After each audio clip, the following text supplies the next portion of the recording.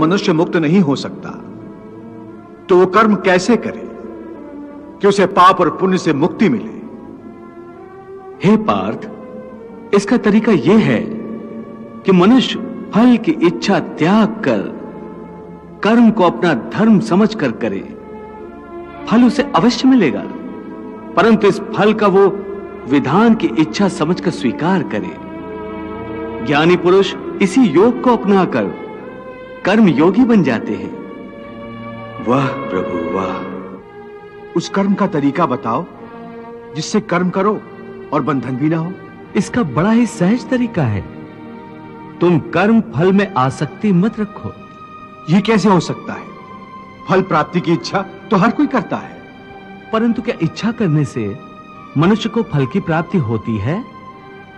नहीं अर्जुन, क्योंकि फल तो प्रारब्ध के हाथ में है, और जो भी मनुष्य फल प्राप्ति की इच्छा करता है उसका मन फल के बारे में सोचकर अपने कर्म और कर्तव्य से विचलित हो जाता है और उसे वो फल प्राप्त नहीं होता जिसकी उसने इच्छा की थी।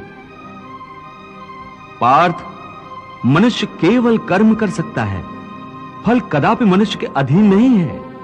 केशव, यदि फल की प्राप्ति मनुष्य या उसके कर्म के अधीन नहीं है तो कर्म ही क्यों करे? क्योंकि मनुष्य का धर्म है अपने कर्तव्य का पालन करना। इस कर्तव्य पालन के लिए आवश्यक कर्म करना।